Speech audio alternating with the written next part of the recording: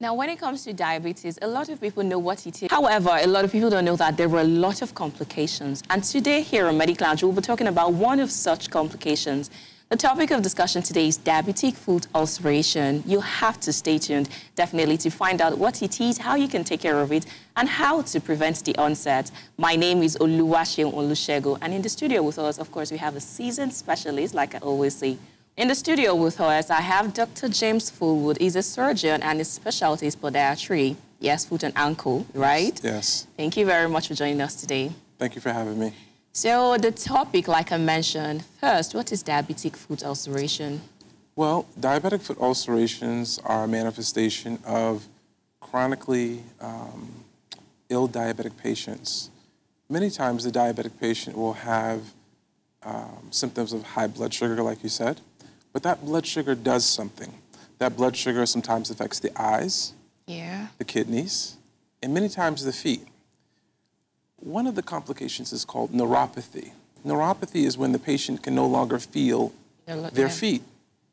And so with ill-fitted shoe gear, the neuropathy, uncontrolled blood sugars, ulcerations or openings or wounds can develop in the feet.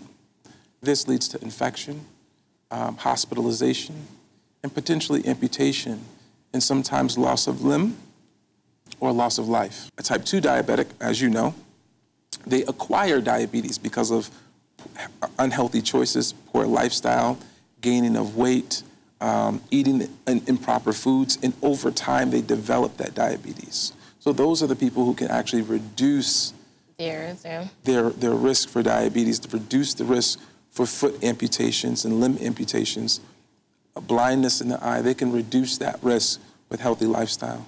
Why is it that in diabetics, wounds tend to heal a lot slower? What's the mechanism? In diabetes, we used to have this term called, it's a medical term called metabolic disease, right?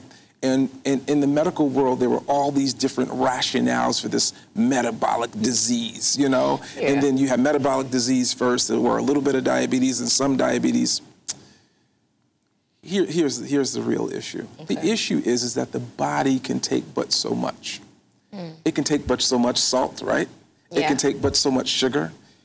Many of these things that we eat, if we eat them in excess, they become a poison to the body. The body needs balance. So if you talk about diabetes, there's an imbalance somewhere. And what we're trying to do is bring the body back to balance. Yeah. And many times it's not a drug alone that can do that. It has to be a holistic process for the patient.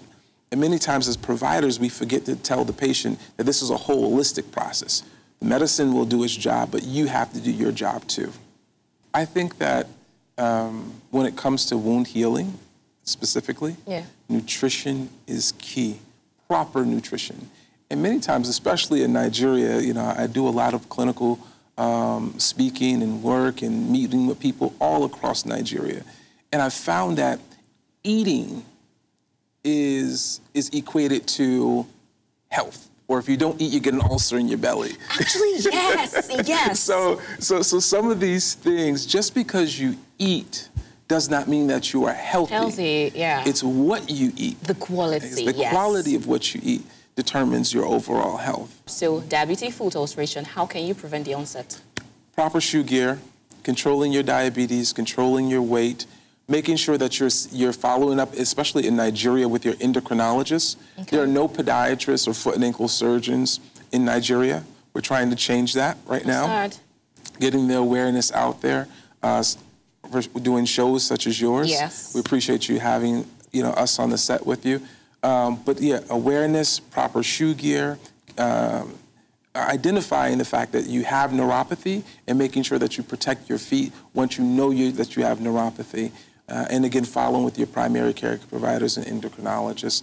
That's the key to basically prevention. Diabetics should not be walking around with sandals on. Everyone loves the slip-on sandals in Nigeria. That is not good for diabetic feet. So as to prevent something from poking you, I suppose? Exactly. Thank you very much for coming on set with us and sharing with us a lot of information that we need to know. Thank you so much. Thank you so much. Have a good day.